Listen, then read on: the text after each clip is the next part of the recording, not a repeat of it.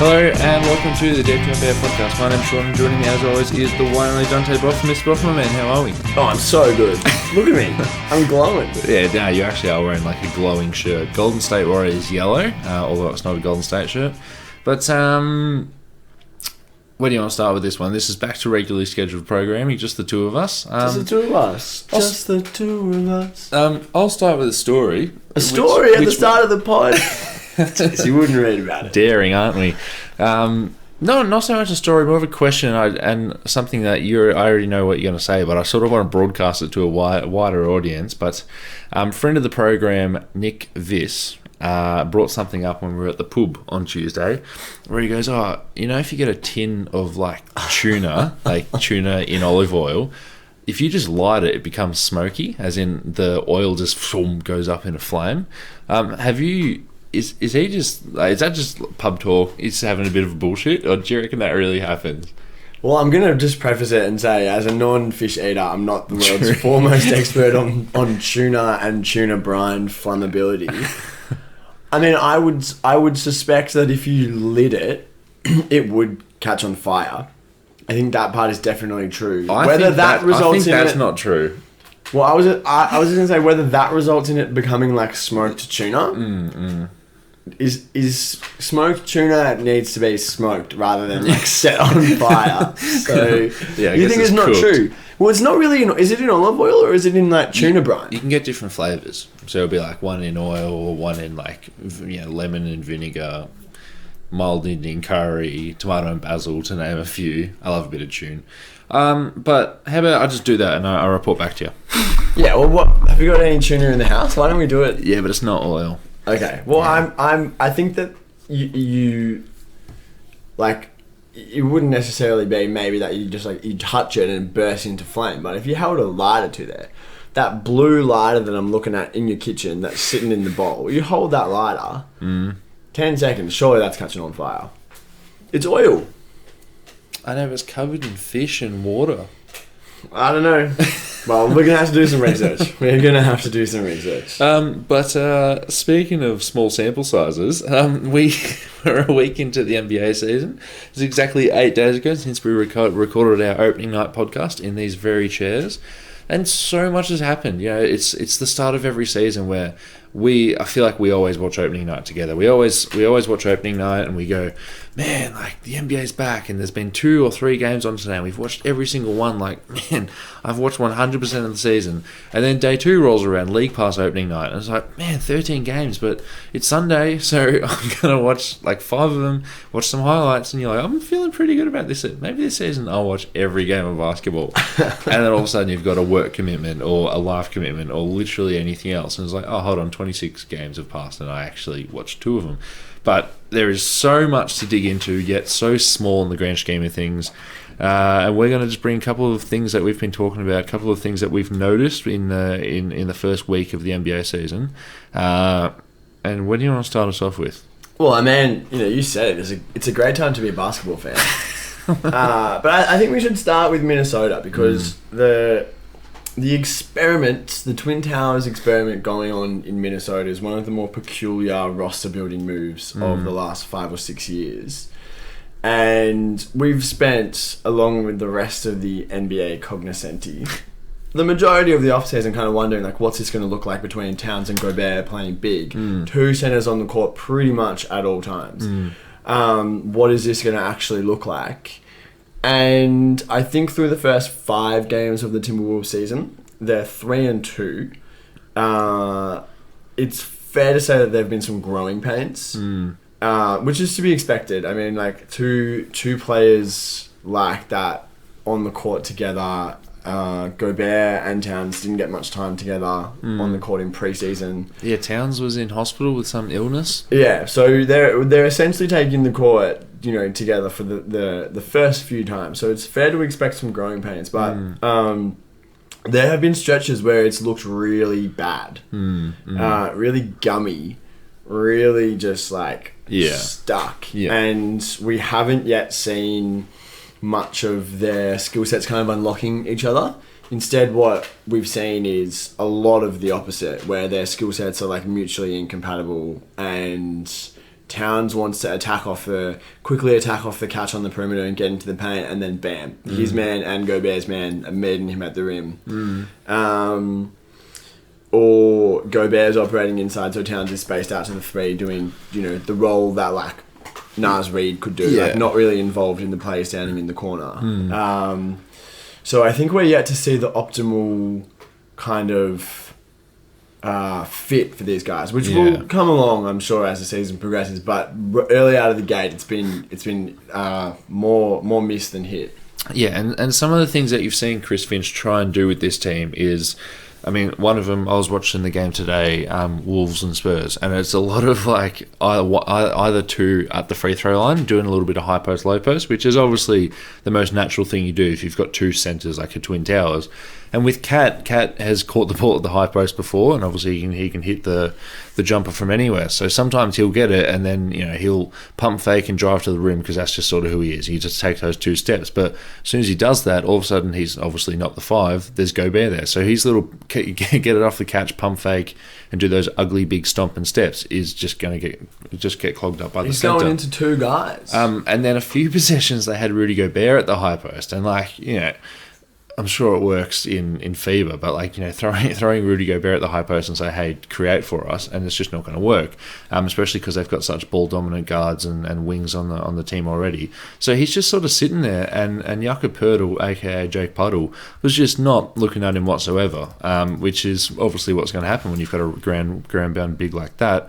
And it's just sort of like, okay, you've got a lot of money invested in your front court being two centres, and Jake Puddle is just going to roam and just make sure that the more offensively talented one just can't get to the basket and can't do what he wants to do, which is like, okay, cool. Do you stagger them now? Do you want to, as they said they did want to stagger, so do you want to put, say, D'Angelo and Rudy Gobert in there, and do you want to put Cat in there with Anthony Edwards most of the time? But as soon as you do that, like they were doing the staggering today, I was watching it, and I'm just like, well, isn't this lineup I'm watching right now a 7th seed from last year? And it's like, it's just, we haven't, I'm sure they'll figure it out, but right now there's been a couple of things out there and it hasn't been great.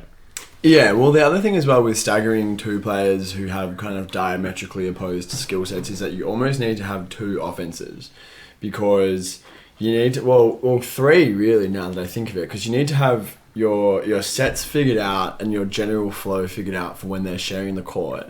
You need to have something for when Towns is the lone five and Gobert is on the bench, which we know that they can do because that's what they've been running for the last few years. And then you need to have the inverse. You need to have like a pick and roll heavy attack when Gobert is the only center, because that's really the only system that we've seen Gobert have offensive success in. So you need to kind of be able to toggle between a few different offensive looks, which can, when something like that is done well, like, it can be really devastating because you've got so many different things to throw at the D. But like, it can also be jarring. It can take you out of your own rhythm, and there's a lot more information to kind of process for the guys on the court. Not to mention that a real life NBA defense is trying to make you do certain things. So sticking to your guns is easier said than done. I think one of the things that really interested me about talking about Chris Finch, who's going to play a big role for this team in figuring out actually how to utilize these guys. There have been some possessions where in an attempt to kind of give Towns the runway that he doesn't generally have towards the rim when Gobert is there, like, Gobert has actually been spacing out, which obviously, like, you mentioned Jake Puddle not even looking at him, like, that's what's going to happen. But what that actually does is gives Gobert kind of a runway to the rim, and they've been using him as an offensive rebound from the outside. So when Towns goes into the paint, as he's kind of going up for the shot, Gobert just sprints in from outside with a bit of a runway, and you've got 5 or 6 steps to kind of figure out how to get around the defender who's trying to block you out.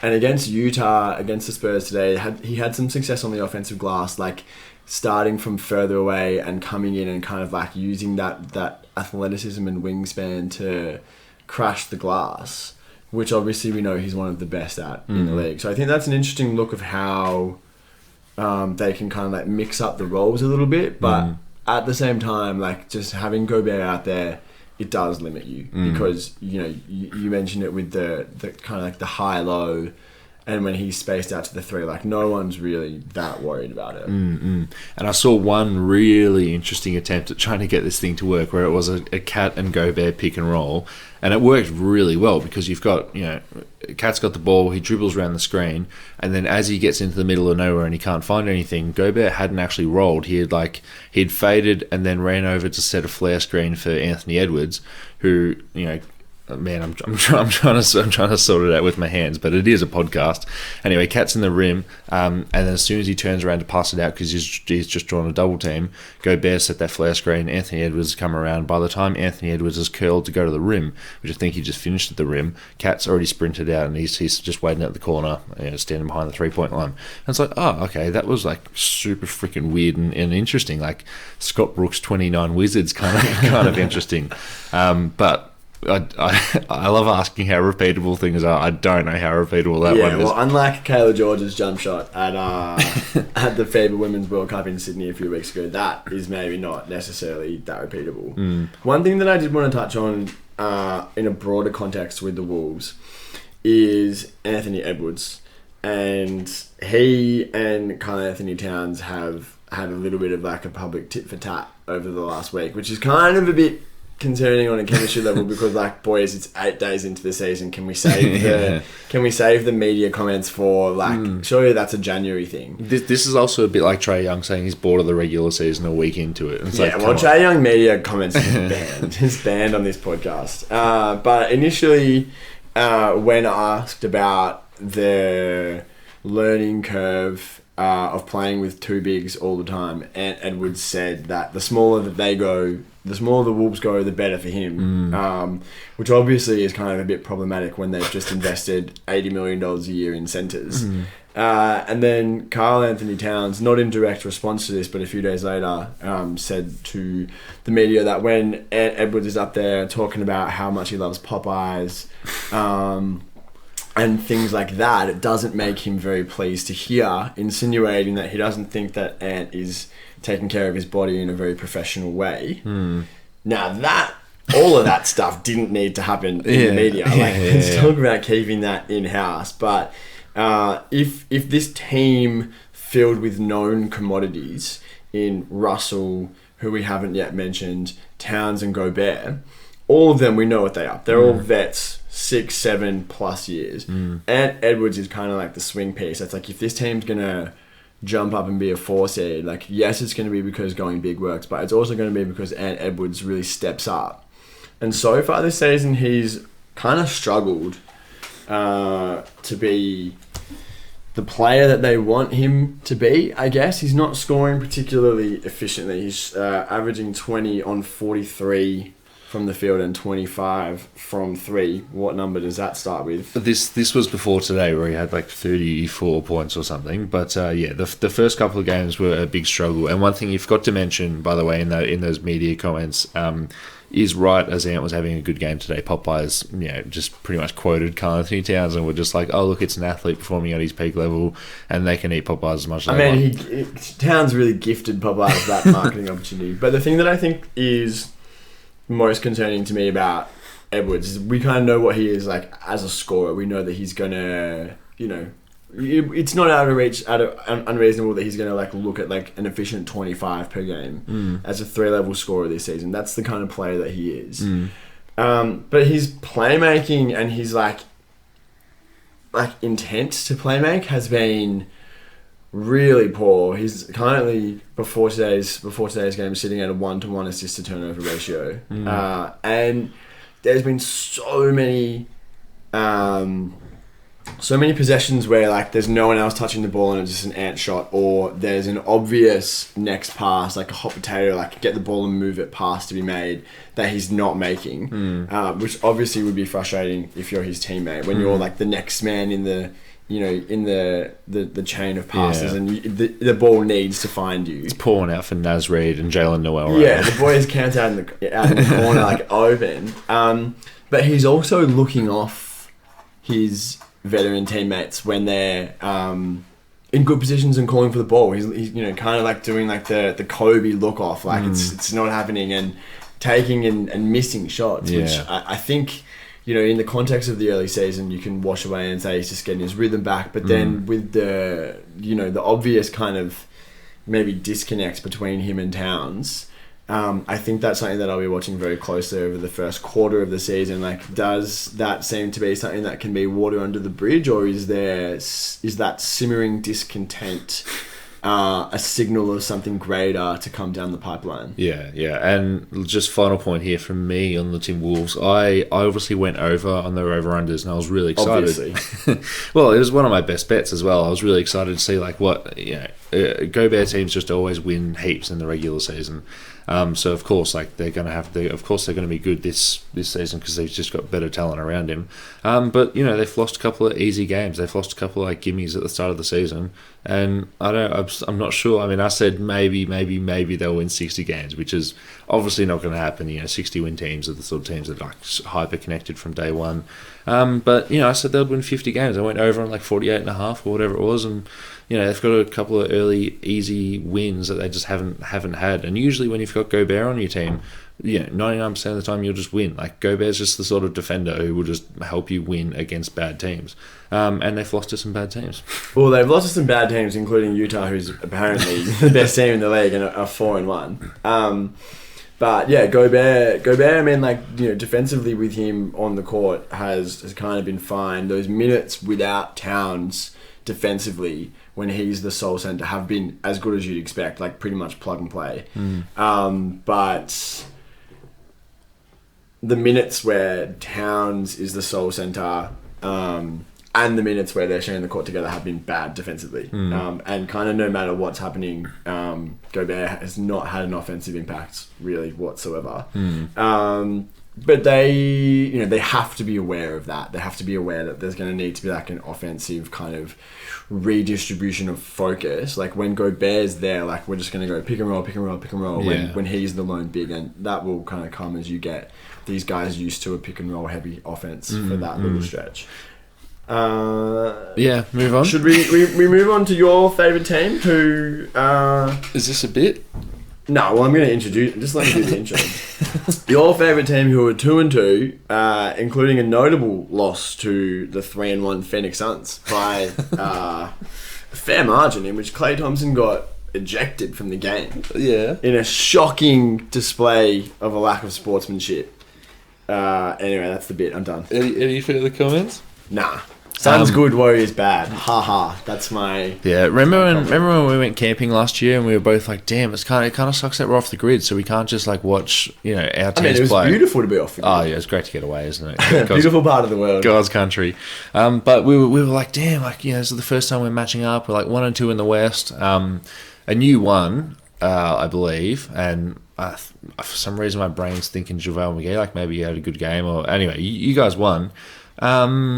It didn't matter, though, did it? Because it is the regular season. And at the end of the day, one of the shooting guards has 4 rings and one of them had 34 points on a regular season game. But the Golden State Warriors, I've obviously watched a lot of them. They're the team I go for. And, look, we're slowly rounding into shape, and I don't think we've taken a single opponent seriously yet. We probably should take the fucking Phoenix Suns serious because we know they're a good team. But we've just been, obviously we watched opening night and going against the Lakers, we did not need to respect them, and we missed a lot of shots, and we're still ramping. Klay Thompson missed the whole preseason. He's going to start using the start of the season to ramp into form, which he has not yet done. He's had a few bad games.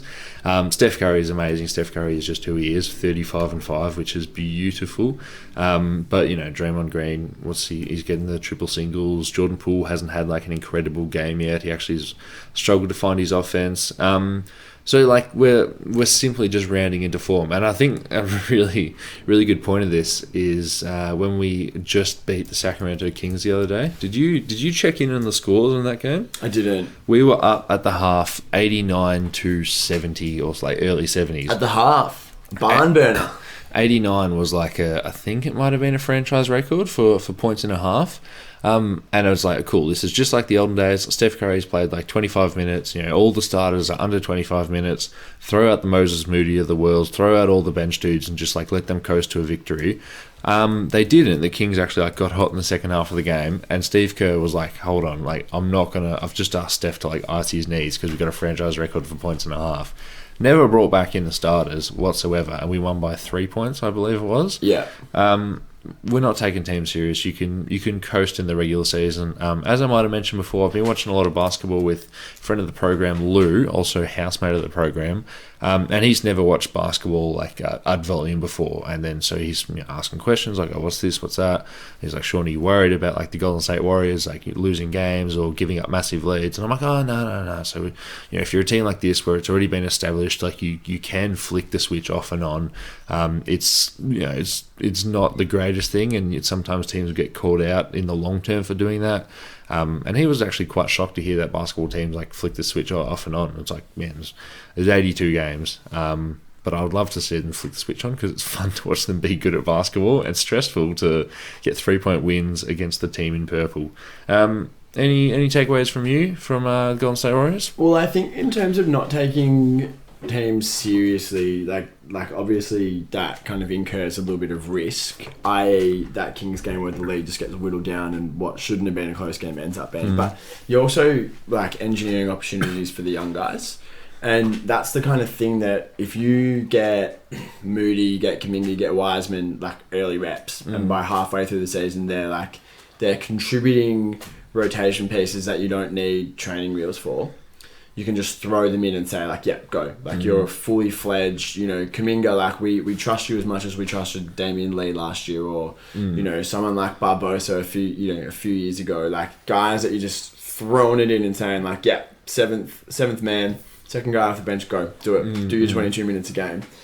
If you can get them to that point earlier, awesome. You're going to be better for it come the tail end of the season and particularly the playoffs. So I think that there's an opportunity there for those young guys to really find their feet in the system in the year that there's finally like intention for that to happen. Like previously it's been kind of like found money if you throw Kuminga in and he's playing well, like awesome. Now it's expected and the organization is fiscally invested in you doing that. So I think I haven't watched much of the Warriors. I haven't watched them since opening night. So I'd be interested to hear from you how the young guys in particular are looking when they're getting their extended minutes. Moody doesn't seem to be preferred compared to Dante DiVincenzo, which I was a little bit like, we've obviously let these guys walk in free agency, being Gary Payton and Juan Toscano Anderson and Damian Lee, to bring the new guys in. But Steve Kerr does love a veteran and he loves playing veterans over young dudes, so I'd like to see like that change. But then again, like no one on this team has really popped off. Kuminga is struggling to finish so far, which is concerning because he's a great finisher. It's mainly been his shooting that's been the issue, and I don't know why he's one of the dudes who hasn't like turned it on yet. But again, we'll just have to wait and see. Kuminga had like an excellent January, February, March last year, so maybe he's just a late season dude. But I'm also being optimistic, and maybe I'd like to see us start like winning games by a lot as opposed to skirting through. But honestly, like Big Jim has been the greatest looking young dude on this team. Big Jim, James Wiseman. He's having some great games where he's like 5 or 7 from the floor. He's getting like really easy finishes. He's been mixed a little bit with the starters and the bench mobs. Like obviously playing with the bench, you're playing with like less talented people. Still just taller and faster than everyone he's going against at the centre spot, which is great. And he's got a little bit of DeAndre Ayton in him, where like he'll catch some massive lob and then just finger roll it, and it's like your head's above the backboard. Yeah, you have to dunk that. Yeah, DA, like just a little interlude. Listeners will know that I've been infuriated with DeAndre Ayton's penchant for not dunking the basketball. This season he's been on one. He's literally been like just him and the rear man. He'll do like a little half pivot and into a left hook. Yeah, and it's like, bro, you're 7'1". You're like the most athletic person on the team. Just dunk it. Or if there's a small guy in your way, don't turn your back and take a dribble and try and post him up for a baby hook. jump into him and dunk it. Yeah. Anyway, Best case scenario, you might get immortalised by one of us. So, like, you know, the next young Dante and Sean saving the clip on Instagram. oh my god, Like, it could be Marquez Chris. Marquez Chris, like 2018 saved Yeah. clip on Instagram of him fast break block on James Harden. DJ Stevens, Gerald Green, dunk. Yeah.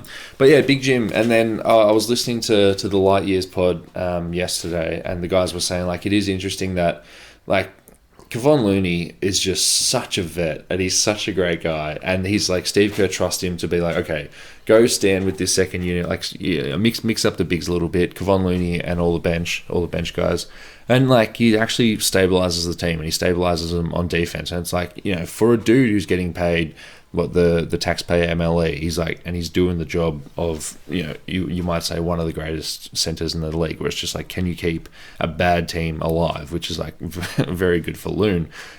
He's doing a good job there, but then Big Jim in with the starters isn't as successful as you would like it to be, where it's like, oh, okay, he's faster and stronger than the backup center, but not the starting center yet. Yeah, well, I guess one thing that I'd be looking for from him is like the mental element of the game, because obviously we know physically he's extremely gifted. Yeah. But he looked like a lost little puppy the last time we saw him on the court, both on offense and defense. Like on offense, like where do I stand? Like not knowing when to screen, not knowing when to roll. But now, honestly, like he looks really, he looks like he knows exactly where he's going on offense, and he's like, this is so subjective, but he really means when he screens, and he knows what he's doing, and That's he's rolling one of the most hard. underrated and important things from your big man is actually like you're screening someone in the pick and roll ball screen, hit him, get the body, because the difference between a good screen and a bad screen for the ball handler is like, you know, the difference between getting an open shot and not. Yeah.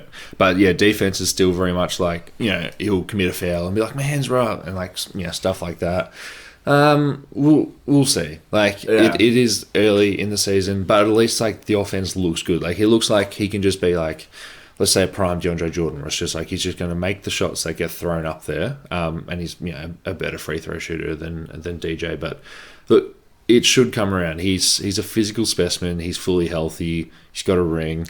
I'm excited to see where this season goes. He's got a ring. More rings than Devin Sure Booker. does. He sure does. All right, well, should we move on to a few teams that we've had our eye on in the early start of the season? And I'm going to be honest with you, I wasn't expecting to be saying this on the first episode of the podcast, but I've been really enjoying watching Detroit and Indiana. Yeah.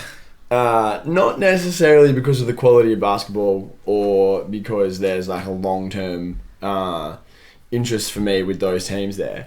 But purely because each of them has a young duo that I've been really enjoying. And we'll start with Jaden Ivey and Cade Cunningham in Detroit. We've been talking about stylistically since Ivey was drafted, that with Cade being kind of like the steady presence, like make the right play, read the defense, manipulate the defense, and Ivy being kind of more explosive and a play finisher and an attacking presence, that they would mesh really well. And that from the early sample size appears to exactly be the case, because Jaden Ivey is like just perpetual motion. When he has the ball in his hands, he's literally just downhill all the time, and he's getting into the paint and like putting up these wild shots, and some of them are just missing by like some of them are like Jordan Poole rookie season level shots, where it's like that is 4 feet wide of like it's not happening at all. But he just like he's getting himself into these situations, and I think as his finishing ability improves and as his kind of like feel for the game and his instincts become a bit more sharpened, I think he's going to be really, really good. And I'm already through the first 5 games of the season. Detroit's won 1 game, and I'm already sold on this as a combo. Yeah. All right. Well, you've watched more Detroit than me, but I have watched a few Indiana games, so I can completely get around you getting around their backcourt. They're just so fast, and maybe it's a little bit because Miles Turner isn't there, and Miles Turner, very slow, steady big man that likes to get into an action. They're playing Jalen Smith. I am familiar with Jalen Smith. They're playing him at the 4 when maybe he's the biggest guy on the court. So it's like, who's the Terry guy? Like, it's not Dalen Terry, Tyrell Terry. Terry Taylor. Terry Taylor. Yeah, Terry Taylor. The thing is about Sticks, Jalen Smith, is that he's like can't play center. Yeah, he just actually can't do it. Like, he's so rail thin. Yeah, but he's still a tall human being. Like Terry Taylor. Whatever. But because they're playing such a small, fast dude at the 5, like, they're getting out and running every single possession. And, like, yeah, it doesn't always lead to winning basketball games, but it's like, dude, you've got all these fast guards that love to go out and run. And obviously, I'm a little bit invested in Benny Mathurin because I drafted him, and fuck, he's played really well. Also, really big sort of like Mario Hezonja ego energy for him, where he's just like, I'm the best dude in the whole entire draft. Like, I think he had some comment before the season where someone just like throwed him just like an easy alley-oop. He's just like, oh, are you going to be excited to play against LeBron? And he had some shit like, oh, LeBron should be excited to play against me. And it's like, yeah, awesome, man. Be better than Mario Hezonja. Yeah, if you come in with that energy and you're really good, awesome. If you come in with that energy and you're Mario Hezonja. So far he's been really good. Really mature scorer for a dude who like projects as like a chucker but like a volume shooter. I like the fact that he's in the gym every day with Buddy Hield. That's like, arguably a good mentor if you can make another Buddy Hield that's with more athleticism to finish around the rim. But Tyrese Halliburton, like, being the mature point guard on that team and getting to the free throw line. So mature. Getting to the free throw line, it's fucking awesome. We'll see if that sustains, because historically, in Indiana,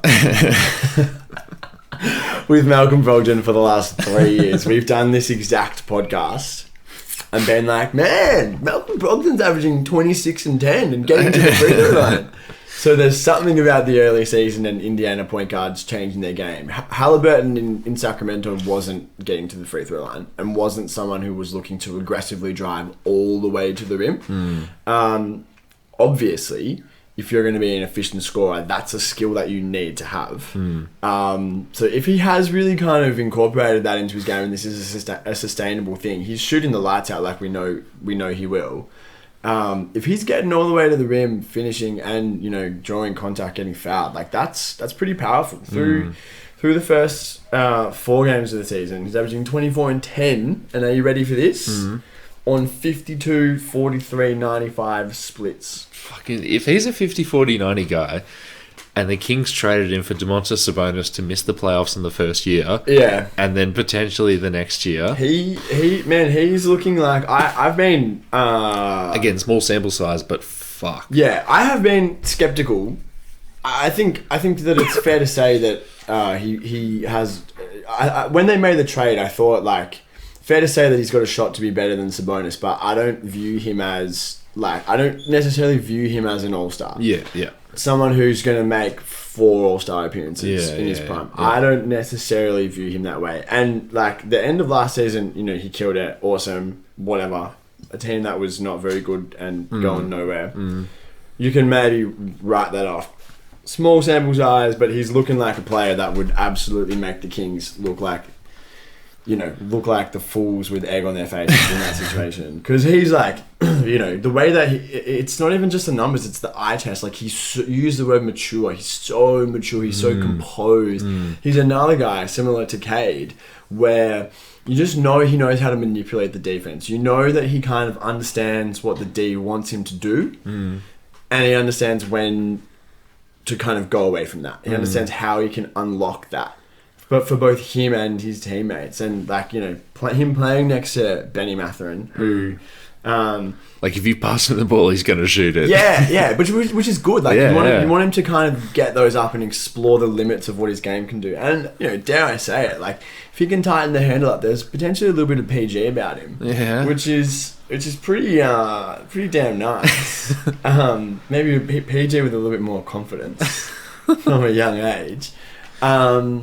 But that's pretty promising to see this guy who's obviously proven himself to be your point guard of the future, along with this young wing who's kind of like growing into his game and growing into himself. And you know what? Like, if Mathurin turns out to be really good, we talk about it all the time, but that's the most premium position in the NBA, is if you've got a wing who can defend other big wings and who can play make and handle scoring load. Like, those guys are the most impactful players in the league. You're talking about LeBron, Kawhi, Durant, Tatum. Those guys, more than any other position, are able to have the most impact on the game simply because of their flexibility and ability to stay on the court in any look that you're giving.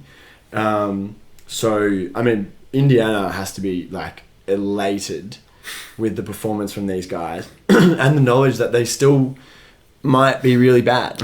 They still might be as bad as they want to be and still get awesome performances from these guys. Yeah, and they've got veterans who they can trade for assets. It's the avenue to shut it down and try and see like some tall French guy in the draft to try to get someone like that. Yeah, I mean, I don't know if there is, but hypothetically, if there was, like, you'd be pretty interested in being bad. You would be pretty interested. Also, just final comment on Indiana, like such a great ecosystem for young guards to grow. Being next to Buddy Hield, but Benny Math obviously is good for him to grow, but just have a shooter right there, Jalen Smith, like just to have shooters and just like go do it. Not for nothing, your coach is Rick Carlisle, who's notably had some success with guard playmaking guards, Jason Kidd, and maybe is there a Slovenian guy that he recently had some success with? Vlatko Kanko. Yeah, you're talking my language. Yeah, Rick Carlisle's. What a segue if you're not going to keep talking. Well, I didn't know you were segueing. Vlatko Kanko's team. Obviously, we're talking about Luka Doncic. You would have thought that after 3.5 years of doing this podcast, we'd be more in sync, but alas. The Denver Nuggets. This is kind of weird. What are the odds of me talking about Denver Nuggets and the Golden State Warriors? Well, we've hit the bingo card of early season Sean talking about the Golden State Warriors and the Nuggets. I've watched a lot of Denver Nuggets games. And this team, I've had a few predictions about it. You can read a lot of my predictions on nuglove.com. Nuglove.com. Where I write about... That's actually kind of complicated. That's kind of a complicated URL. You can read my long form stuff on the deep2.com, which is easier. Whoa, the deep2.com? I can't believe it's that simple. But early takeaways from the Denver Nuggets, I'll list through them. Okay, we're going dot point style. Jamal Murray bad at basketball right now. He hasn't played basketball in about 18 months and had a major knee injury. Don't worry about it. As Jokic said before the season, Jamal's going to be really bad for 20 games. I believe we've got 16 more until he won't be really bad, so don't worry about that. Check back in a couple of weeks. Michael Porter Jr. looks better than he's ever looked in his whole entire life. He is stroking it from deep and inside. You talk about Benny Mathurin shooting every time he touches it. Michael Porter Jr. is shooting every time he touches it. And it was so good watching. Obviously, I was showing Llewellyn some basketball before, and we were watching the game on the weekend. I just said, he goes, let's watch something. I'm like, okay, cool. I'll put on the Denver Nuggets. They're a fun team to watch, right? You go around, obviously, there's Jokic, there's Jamal, talked about the injury. I'm like, number one on Denver, Michael Porter Jr., because Lou loves the sound of the ball splashing through the net. Oh, don't we all? Don't we all? But we get audible moans when we say it. And I'm like, actually, watch out for Mike. MPJ, his shot is sexy, gorgeous. He can hit it over anyone, and it somehow makes a better sound than any other person shooting it. Maybe not Steph. And then, as if on cue, swing, ping into the corner. Right through the net, Michael Porter Jr., and it was, it was hot. But man, that's a little bit cringe. Michael Porter Jr. Guess what the number starts with his 3-point shooting. I'm gonna be bold and I'm gonna say it starts with a 5. It starts with a 5. Fucking hell, that's pretty. As does his shooting inside the paint, which mathematically I think is a certainty, but maybe not. No, it's full not. Stupid comment. It's definitely not. Anyway, this isn't the D2 maths hour. Give us a break. And look, everyone says he's trying more on defense. There was a quote from Michael Malone that says that he, quote, really cares, unquote, for the first time in his career. But then he followed up that quote by saying, look, he'll never be Scottie Pippen, but can he care on defense? And it's like, okay, that is actually all you need. Michael Porter Jr. looks good. My pick for Sixth Man of the Year, Bones Highland. How's that going? It's going well. It's going well because it's a season-long award. It's not the first week. But yeah, he's drilling in like a cheeky 9-4, like 10-4. But one thing that has sort of thrown a wrench in my Bones Sixth Man of the Year prediction, which was slightly tongue-in-cheek, but I am going to own it. No, you were literally saying, when challenged on it being a little bit out there, you were literally saying, nah, I'm full serious. So I will not accept the tongue-in-cheek. And then I sent a selfie into the group chat of me just deadpan going, this is how serious I am, looking in the eyes. But I thought he was going to be the first guard off the bench, the lone playmaker with this bench unit that needed someone to juice the offense. I thought, like, if you look at the rest of the roster, like maybe Ish Smith, but Ish Smith, you know what, he's your third, fourth guard. Say Bones is just the dude. He can hit shots off the dribble. He's going to play when Jamal's not playing. He's going to come in with the starters and just hit catch and shoot threes.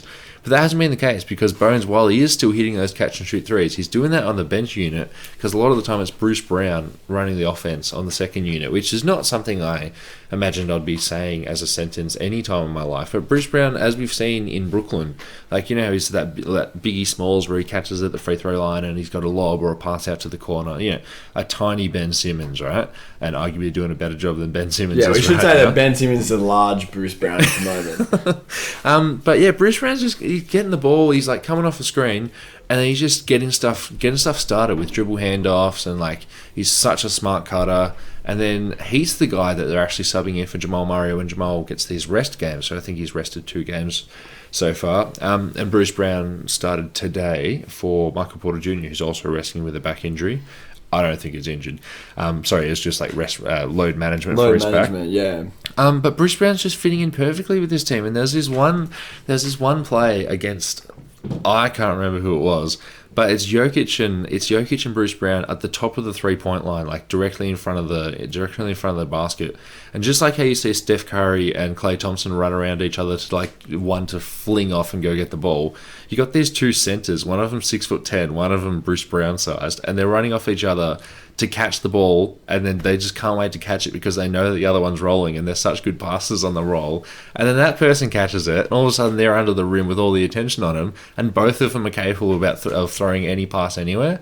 And I don't know how it's working, but it's working really well. Well, I mean, you could see from a mile away that someone as intelligent a cutter as Brown would thrive with Jokic. And obviously Brown is a good passer as well, because although he is the Biggie Smalls kind of center, big, like little big these days, like he came into the league as a guard. He played guard in college. He played point guard in college. So what college did he go to?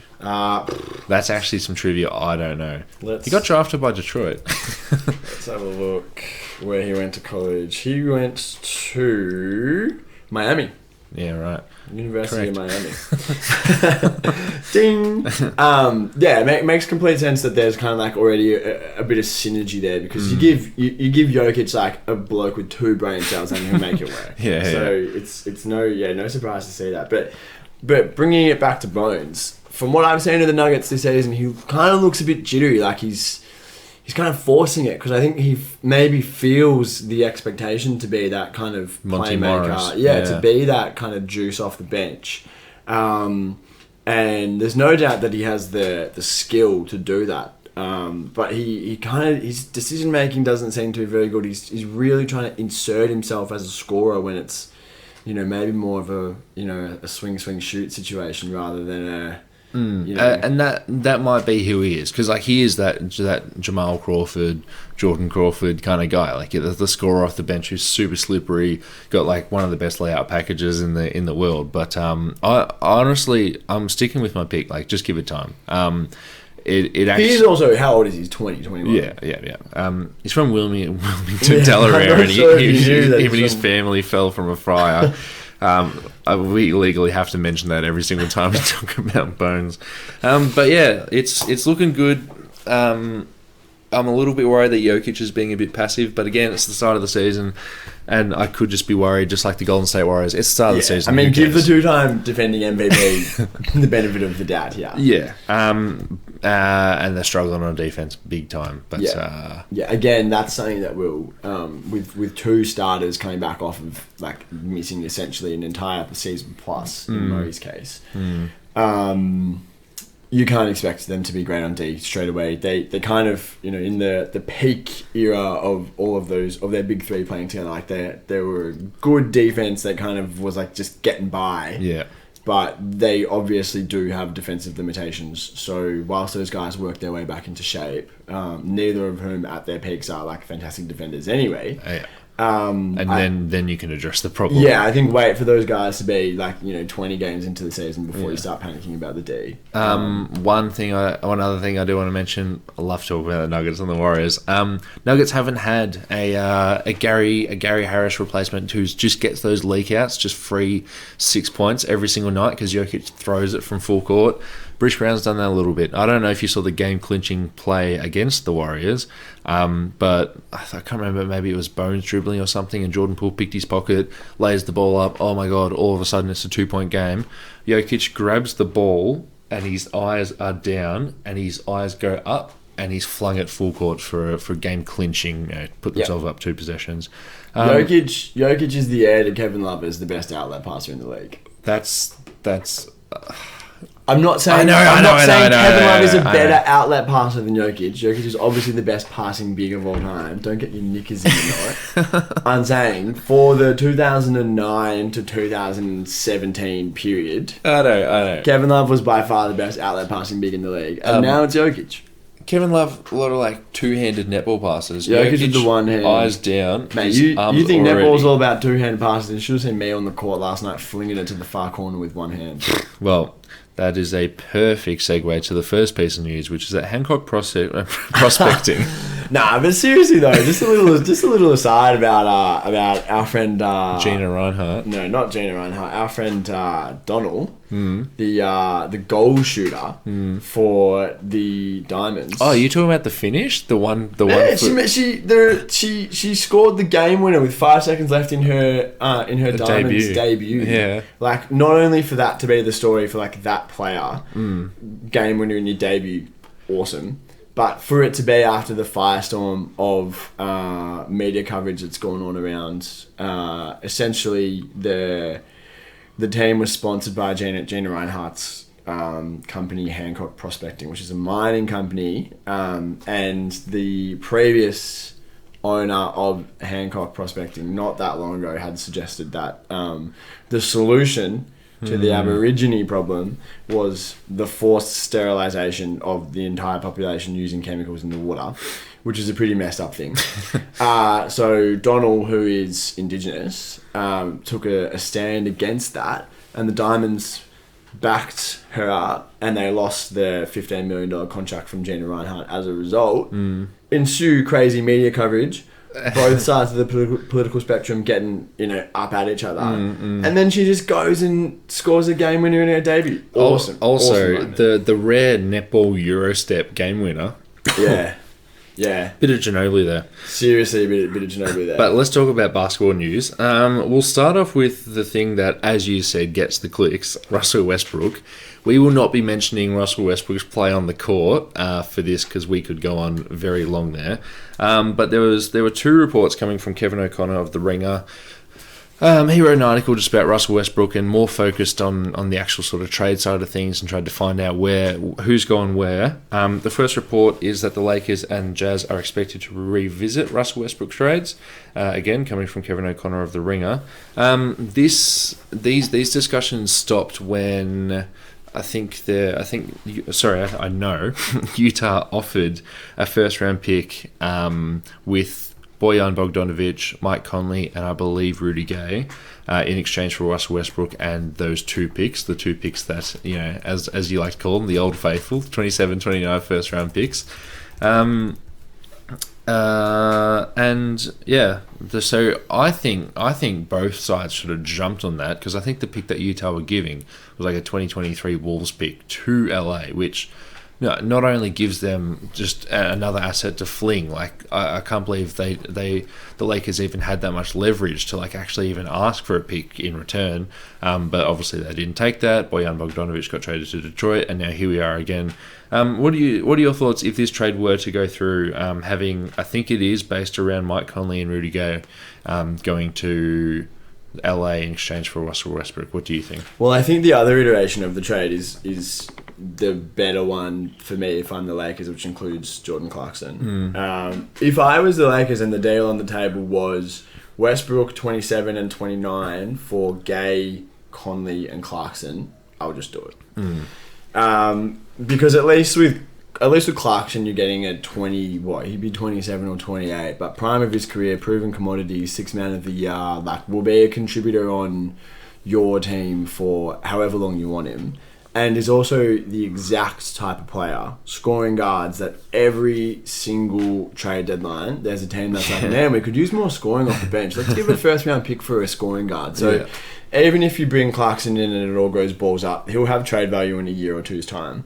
Without Clarkson in the deal, I'm not trading away 2 first round picks for a post LeBron team for 2 dudes in their mid-30s in Conley and Gay. Like, what if it is just Conley and Gay, but you get that 23 Wolves pick in return? I mean, I guess you can kind of make the argument then that pick becomes leverage for you to trade for that exact Clarkson type player that I just outlined.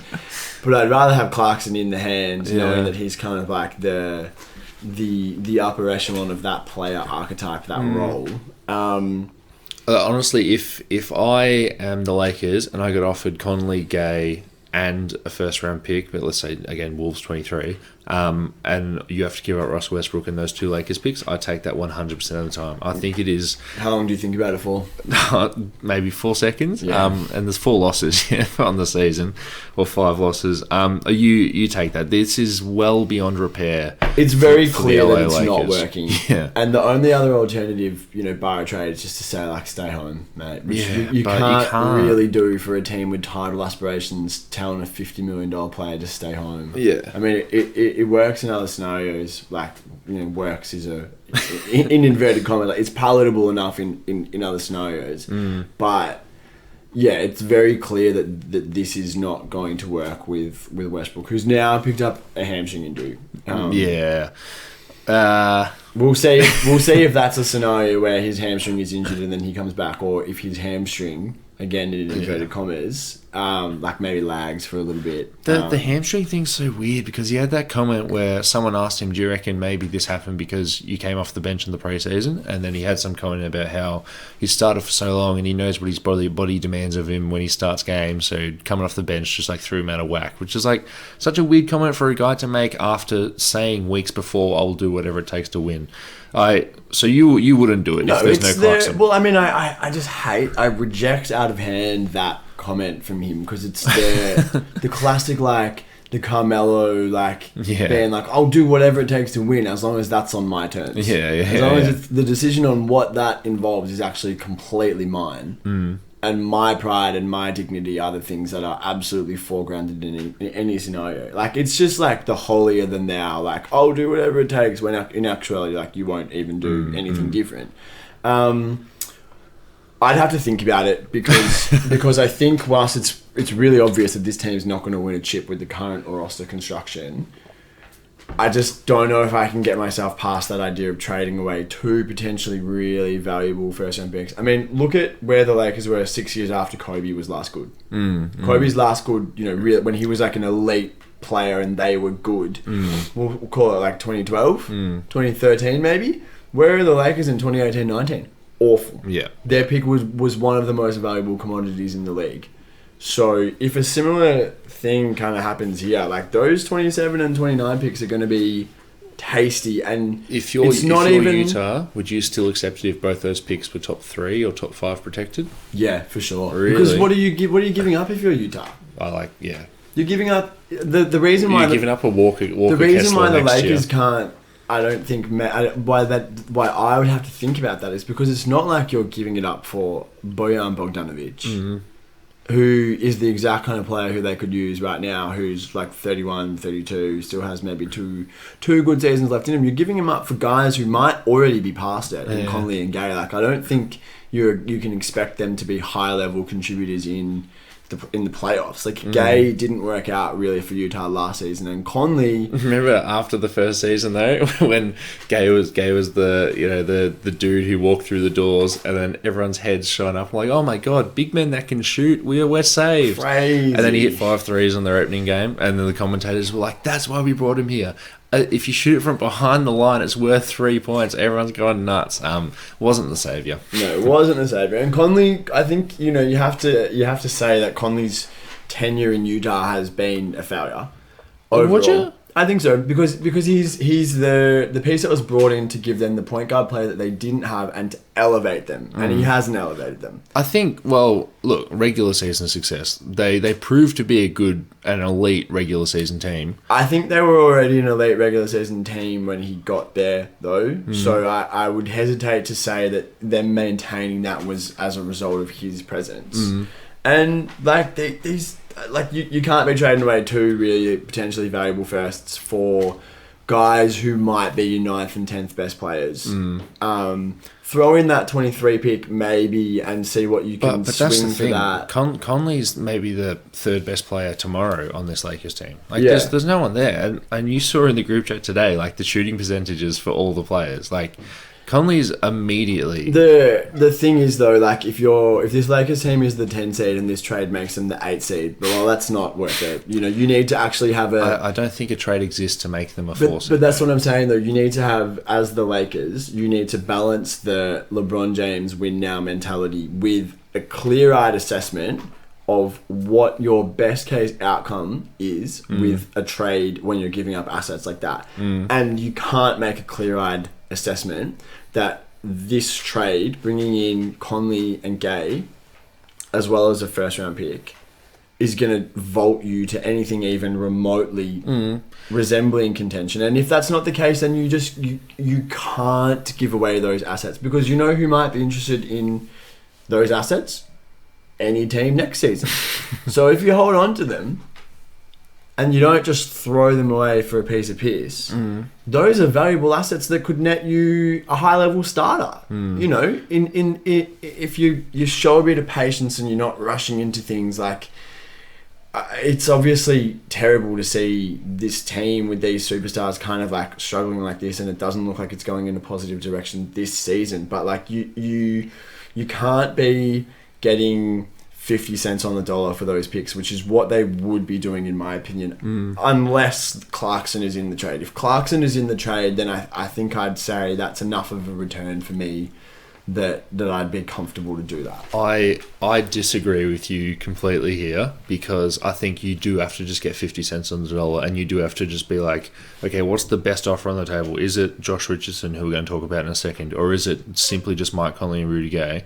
Because you have LeBron James and you need to win a title as soon as possible. And if you're bad for the next 20 years, so be it. But it's like, yeah, if you're not gonna, if those moves aren't going to win you a title, then you'll be bad for the next 20 years, and LeBron will leave, and you didn't get the title that you wanted out of it. Instead, you got one play-in appearance. That's right. But if you just get LeBron into the playoffs, you can at least say, hey, at least we gave it a crack. Because it will just be miserable and disgusting if they don't make the play-in again with LeBron James and Anthony Davis on the team. I think they're in that position where they're going to be fighting to make it. You mentioned Josh Richardson. The other piece of news that we've got here, which comes from Kevin O'Connor of The Ringer, is that the Lakers and the Spurs have recently talked about a Westbrook trade, and given the amount of cap space that the Spurs have, which currently stands at over $30 million, they could absorb the majority of Westbrook's contract and just send out Josh Richardson. So are we talking here Westbrook and one of those picks for Josh Richardson? I think it's both, for Josh Richardson and a prospect. Yeah. So, well, a prospect, let's just say Devin Vassell, which I don't think it would be, but someone like that, just one of those shooting guards, or Jake Puddle, Yucky Purtle, who is a very valuable player, and I've been really high on him.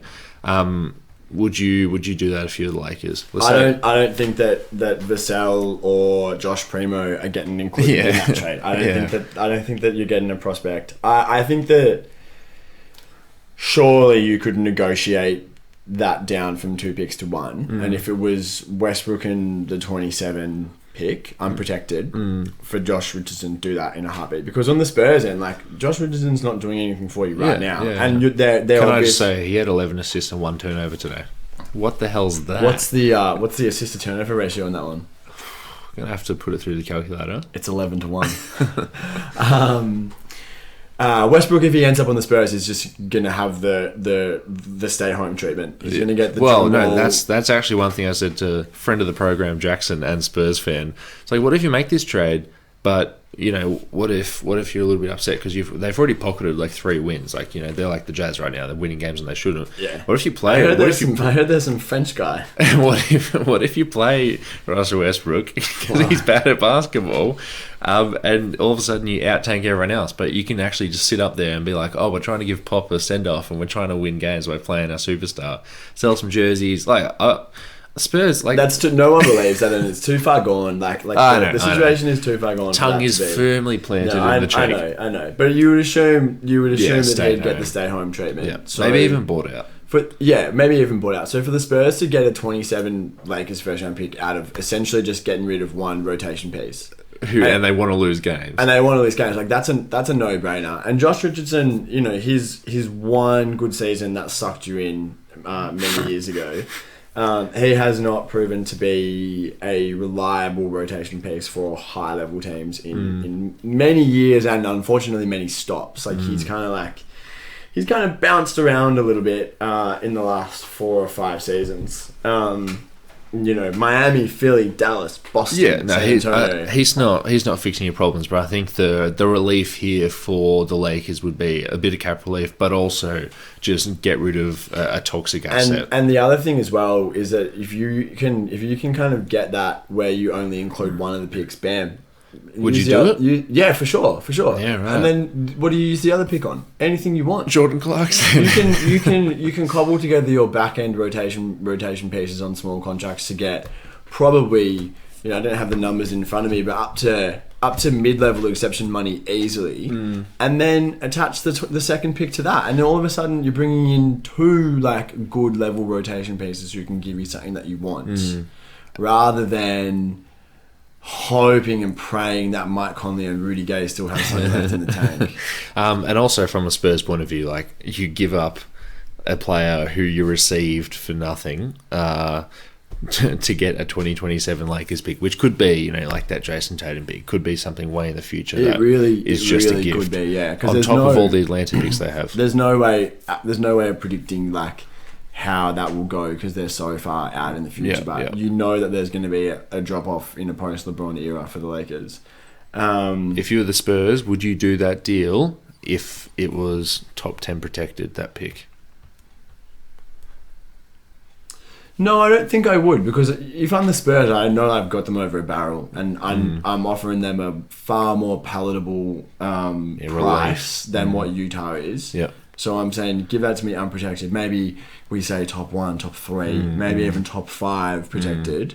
Maybe we talk about it. Because essentially, if I'm the Spurs, I'm getting that pick for nothing, because Westbrook's never going to touch the court for me. I'm just going to pay him out. I might think about it even up to top 5 protected, but anything further than that, I just think that the Spurs are in too strong a negotiating position to even really think about that. Of course. All right, well, that's the major news for the week. Anything to send us off before I speak to you 7 days from now? Oh, it's nice to do the old format of the pod with just us two. Our first episode, just us in the Basketball Forever era. So any new listeners that are still listening to the last few minutes of this pod, thank you very much for listening. We hope you're liking what you're hearing, and a reminder that you can find us at thedeep2.com. I can't believe it's that simple. And on our socials. If you've got a social media platform, we're on it. So head to our socials and give us a follow so you can stay up to date with all of our latest episodes and articles. And don't forget to give Basketball Forever a follow for all of your highlights and breaking news needs. Mr. Buffer, I'll speak to you next week. Peace.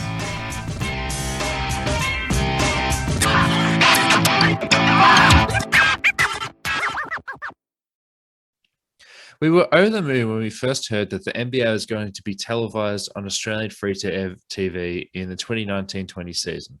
It didn't exactly go swimmingly, with the nasty cough halting the season and games getting cancelled left, right, and centre, but it was a huge step and an exciting one for basketball fans all across the country.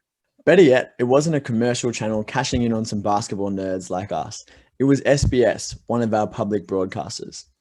Unfortunately, the NBA wasn't the only thing SBS was pushing last season.